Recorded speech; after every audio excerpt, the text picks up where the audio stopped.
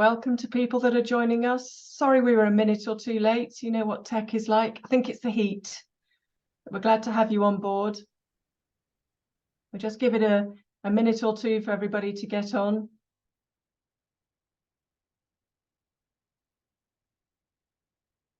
Oh, it's great to see so many people joining. That's fantastic.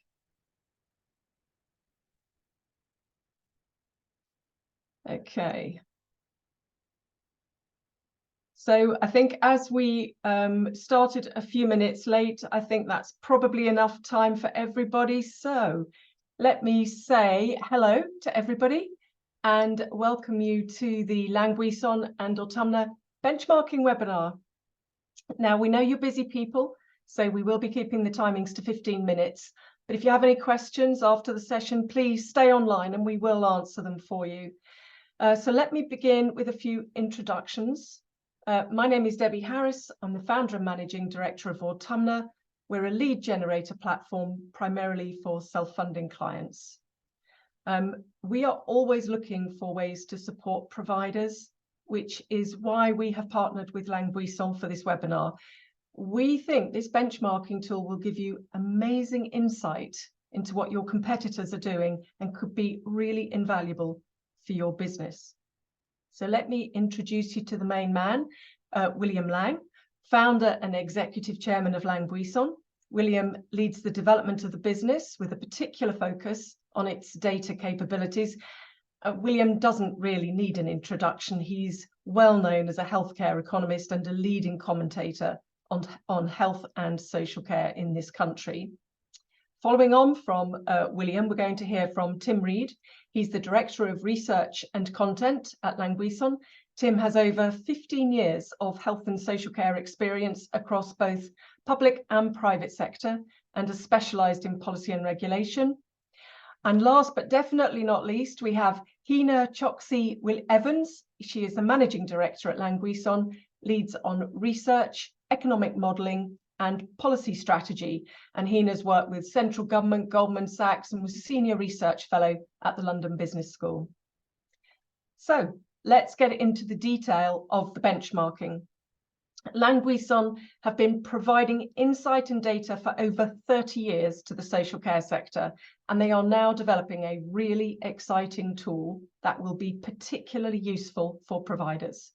It will help you make the best and critically the most informed operational decisions.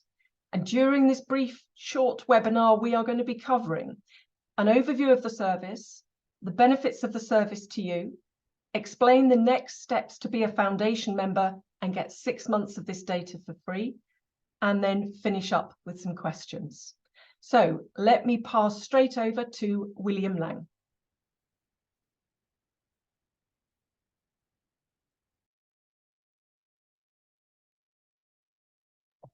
You're on mute, William. Apologies for that, everyone. I was on mute. So I was just saying thank you very much, Debbie, for that introduction. And we are really pleased to be partnering with Autumna on this, which we regard as being a really important element of the LaingBuisson business going forward.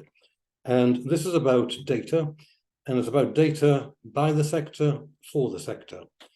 We launched the gathering of data for the care home benchmarking service. We started this around about April, May this year. And I can say already that we have data contributions from some of the leading providers, and we have almost enough data actually to reach critical mass. What's really important to us is that we have a good mix of data from not only from the larger providers and the middle ranking providers, but also from the smaller groups and the individual care home providers.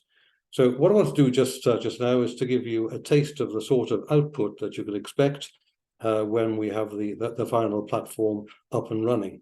So I've shown you the first slide. It gives you an example, the weekly feed distribution for this example is in the Leicestershire region. And what this shows is the distribution within bands from less than 600, very rare, to well over £1,000, which is more likely these days. And just showing where the particular home that is looking at this from their point of view how that compares with the average for the whole peer group.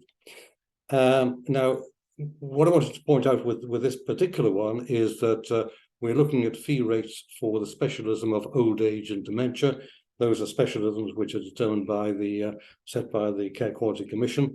What's important is that we don't mix up the data with other irrelevant, for this particular aspect of it, other irrelevant specialisms such as younger adults. So it provides the information specifically on older people with dementia, weekly fee distributions. So that's an example. Let's go on to the next slide if we could. And that's just the average weekly fee rate, a different way of presenting essentially the same data with the in this particular example, Kettering, and we're showing in this particular example the individual home, which is the comparator, is earning revenue of per resident of a little over the average, and you can see that illustrated against the distribution of fees for that area. So that's the nursing average weekly fee. Obviously, we do this for not just for nursing, but also for residential and dementia. So when the platform is fully formed, there will be an ability to filter in order to get to exactly the data that you as consumers would want. Let's move on to the next one if I could. And this is very interesting thing. I mean, we're doing a lot of work for not only in the care national care cost work that was done in 2022. You'll all be familiar with. We've looked analysing that, and one of the things we find is quite extraordinary is the amount of variation in the level of intensity of care staff. That is care hours per resident per week. So one of the things that's really critically important is to be able to identify where it is that each individual participant in the benchmarking service, how they compare with their local peers. So this gives an example of a quite high intensity care home, which has a number of non-nurse hours per resident per week, which is in the upper band 40 to 44 hours per week. You can see the mode there is between 30 and 34. It gives again the distribution of staffing intensity within that particular area for that particular specialism. And I think the last one that we're going to show is an example of staff retention by the number of care assistant hours. I mean, these are simply examples, and I simply wanted to show this because we're conscious that this is it's not just fees, it's not just staffing intensity. There are a whole variety of other things that the people at the care homes would like to know about how they compare with their peers, and staff retention is certainly one of them. So those are just simply 4 examples of the sort of output that you'd expect to see from the Care Home Benchmarking Service, and I very much hope that this will be sufficiently attractive to you to wish to be foundation members of the service. So I'm going to pass back now, I believe, to Tim Reid. Okay, yes, thank you, William. So hopefully that has given you a taste of the sort of insights you'll be able to kind of generate from the tool. And what we've done for you now is put together a video which will show you more about the data input side of the tool we're developing, give you a sense of what we'll be asking for, and also further information as we develop it of the back end of the product and some of the functionalities that we are hoping to build into the product. So if we can now play the video, thank you very much, Anna. Welcome to the benchmarking service for care homes. Not everything you see today is a finished product. This is a peek behind the curtain so you can get a feel for what we are planning to achieve. This is a collaborative product by the sector for the sector. We are keen to get your feedback and fully understand your requirements. Today we are going to show you the process on how to upload your data and the core benchmarking features. We want to make the data collection process as easy as possible. The primary way for uploading data is through our secure online portal. All data is stored securely. We take information security seriously. We know that this tool will only be successful with your trust in us to handle your data in an appropriate manner. LaingBuisson is involved in fair cost for care projects where we handle commercially sensitive information from providers on a regular basis. The form is arranged into 4 sections. You don't have to complete it all in one go. Your responses are stored and will be there when you come back to them. So let's take a quick look at what we are asking you to collect. Section 1 is focused on staff costs.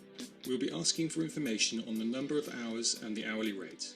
We ask this for different types of staff working in your organisation. And we also collect information on annual salaries where this is more appropriate.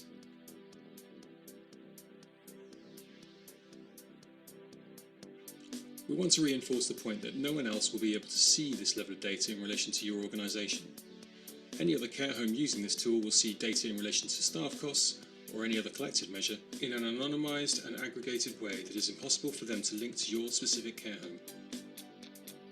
Instead, it will provide useful measures in the form of peer comparators.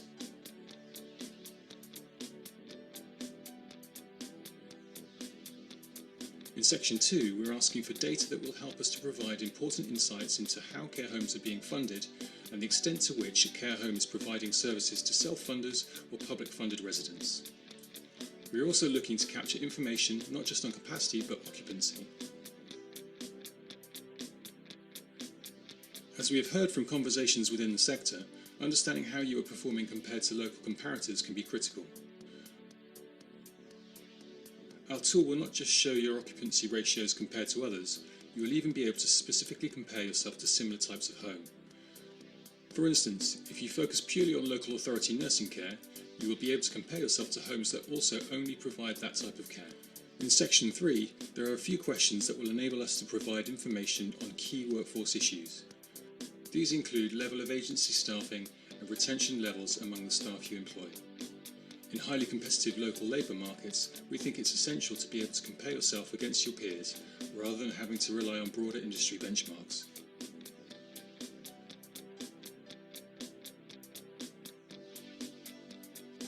Section 4 is where we ask for more detailed information about your homes. We must stress we do not want any identifiable information about your residents, but we would like to know information about the type of care being provided, the client type, the fee level and funding type, and the types of room.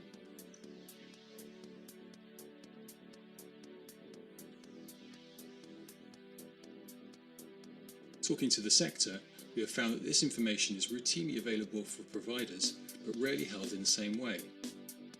If you ask 10 different providers for this information, they are quite likely to show you 10 different ways of collecting it. We have therefore decided that a one-size-fits-all form isn't the easiest or most appropriate way to ask for this information. We have suggested a format that seems to work well, but if you have your own preferred method, then we can work with you on that. Now let's give you a glimpse of what we're looking to build with your data. What we're looking at here is an in-development prototype. The purpose of this is to give you a sense of what to expect, and we wanted to engage early to get your feedback during development. Our final product will be a lot more user-friendly. We also imagine it being iterative, with new features added in discussion with those who use it. We want this to be your product as much as our product. So, the data you provide will give you insights against your peers. In all cases, the peer comparisons will be based on relevant, anonymised, aggregated data. On this page, we have a visual showing fee distribution across a selected group of care homes, so you know you are comparing against relevant data. As you can see from the drop-down, in this case we are looking at Orange Blossom, our made-up care home, against peer group comparators. At present, this is national, but you can zoom in on a particular region or local authority area.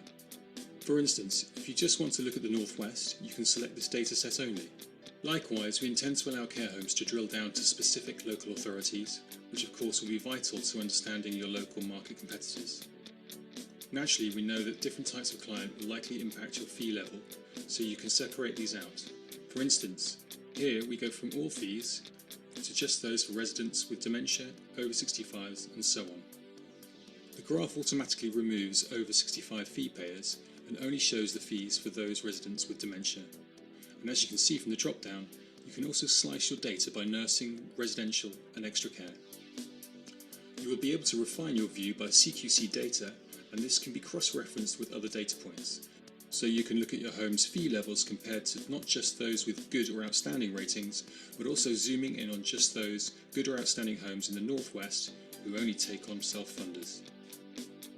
If staffing is your main concern, then you will be able to look at how you compare on hourly pay rates or agency rates, whilst others may want to consider how their fees compare to those with similar room occupancy or facilities in the room. This will be built from real fee data supplied by those in the benchmarking service. The tool we are building will make all of these things possible. Thank you for watching. We really look forward to hearing from you. Benchmarking for Care Homes by LaingBuisson. Welcome to... Okay, that was really interesting. That's the first time I've seen that all the way through. So I thought that was very interesting. So just moving on to a few questions. We've had the first one in was how often would we be entering data, and can the data be uploaded from a CSV or spreadsheet file? Tim, would you be the best person to answer that? Yes, happy to pick that one up. Thanks, Debbie. So first of all, yes, we've set up the online kind of web upload system for those who would find it easier to do it that way. But actually, we know for homes, particularly those with maybe a sort of slightly larger portfolio of homes across our sort of operators, then we have set up a Excel spreadsheet as well, which can be used to fill in exactly the same details that we ask on the form. And so we're happy to work with any providers who would rather submit information that way. That wouldn't be a problem at all. In regarding how often we would be asking for data, I think we haven't yet come to a finalization point on how regularly we'd ask for data to be updated, and potentially certain parts of the data might have different kind of timeframes attached to it. What we do know is that we need to find a balance between keeping the data relevant for those using it, but also not obviously overburdening providers by saying that this has to be updated on, say, a monthly basis. So we're still ironing out the kind of irregularity, and we'd love to hear when we speak to providers about this tool what they think a reasonable time frame is for data returns. And just to sort of add on that, this is the iterative process and the feedback that would be really useful, because remember, this is by the sector for the sector. So if there is a demand that data needs to be updated quarterly with inflation and interest rates rising and the impact it's having on homes, we'd be happy to listen to that and to be able to meet that demand. So it is an iterative process. Okay, thanks, Hina. Now I'm conscious of time, so could I just ask you, Hina, to just remind everybody what the next steps are to get involved, and then if there are any other questions, we can then carry on, but people who need to go can go. Do you want to just tell us what the next steps are to get involved? Absolutely. Just send us an email to Shanola Asherwood, and these slides will be distributed to you, which Debbie kindly has allowed us to do, which is brilliant. And all you have to do is send us an email, and we will respond as soon as possible, if not immediately. We're very, very keen to hear from you. Okay, thanks very much. William, do you have anything you would like to add? You're on mute.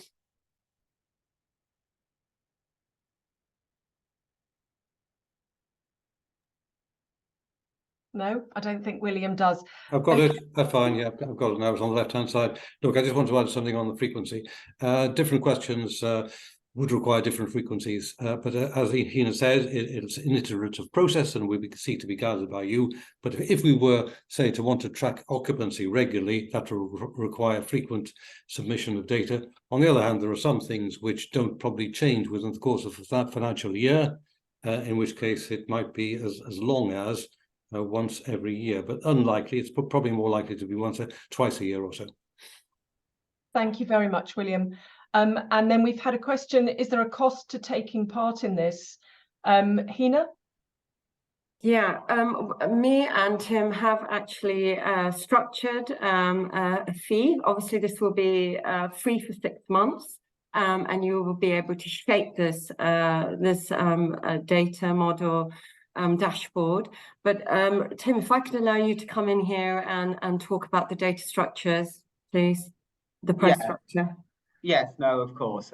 So what we are intending to do is introduce a tiered pricing model based on the number of beds that a provider has. So rather than it be saying based on number of location, it's based on total number of beds within a provider's portfolio. I mean, we think it's quite clear that smaller care homes with less beds should pay less for the for access to the toolkit.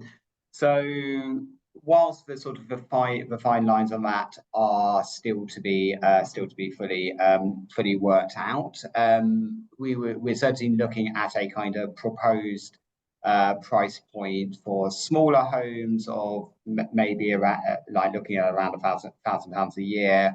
But that, of course, is going to be free for 6 months from the point of launch. And then slightly larger care homes, the sort of price tier structure will go up from there. Okay, thank you very much. And then I'm just looking at some of the other questions. Can we access the tool without supplying data? Who wants to take that one? I'm going to let William take that one. If I'm on not no, it is no give, no get is the principle. Well, that's succinctly put, William. Okay. So what else have we got? We have got some comments. We currently submit benchmarking data quarterly. A few people have commented on that, and I think they're probably talking about Capacity Tracker. How does it differ to that? There's a small overlap with Capacity Tracker, but broadly they are not the same questions. Yeah. Okay. So this is very much about the care providers being able to. And the point is that the people that run Capacity Tracker are very reluctant to actually offer their data publicly. We've actually tried to get it. We've failed. It may be that other providers have been luckier than we have, but they certainly don't go out of their way to provide this as a service to the sector. Okay, so there's a big difference. Yeah, okay, thank you, William. Another interesting question here, is the platform accessible to care homes in Wales? The answer will be yes, because we have a certain amount of data on Wales already, and indeed on Scotland, but we are focusing at the moment on England. Okay. Will other care homes be able to see our data? I think you did answer this, William, but do you want to just clarify that point? The other care homes will be able to see aggregated data, but they will not be able to see individual care home data. Okay, another interesting question. Is it open to non-providers? So I guess it is if you want to buy it, isn't it? To non-providers, clearly there is some information that we would like to draw from the benchmarking service, and I'll give you an example of that. We're just about to launch relaunch a product which we call Care Cost Benchmarks, which looks at the fair price for care currently in 2023-24, compares that with what local authorities actually pay. So this is a product which is making use of the benchmarking data, but is separate from it.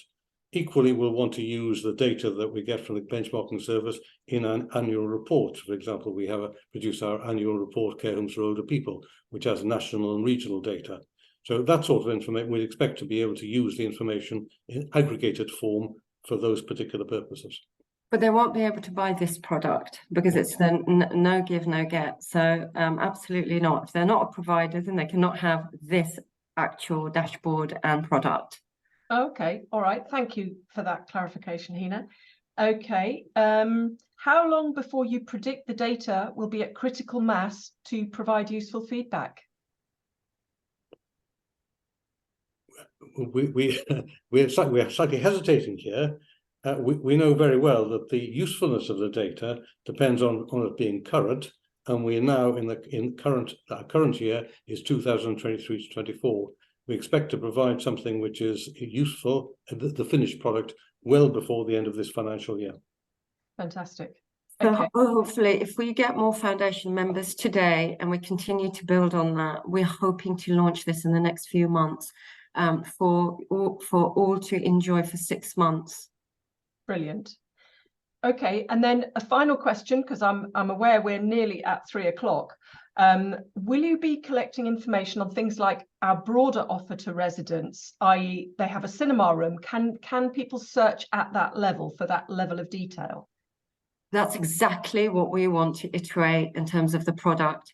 Do you actually have different kinds of wines? I mean, these things are quite important, the quality of food, whether ESG has mapped, what are your financed emissions? I mean, if I knew what the energy consumption of a particular portfolio is, we would be able to play back what the financed emissions would be and what the retrofitting costs would be, which would be incredibly helpful. So you are the authors of this product, and that's why we wanted engagement earlier on. This is, you know, by the sector, for the sector, and we really mean that. And I think William has always proved that with all the work that he's provided, that we are genuine commentators for the sector and want to support it. Well, that's fantastic. I'm aware we're at 3 o'clock. This was supposed to be a 15-minute webinar. You've obviously been extremely engaging because we've still got everybody online. But shall I say goodbye now and thank everybody? And if you've got any other questions, please send them into LaingBuisson to Shona, and they can answer them for you. Thank you all very much for taking part. Thank you, Debbie. Thank you very much. Thank you.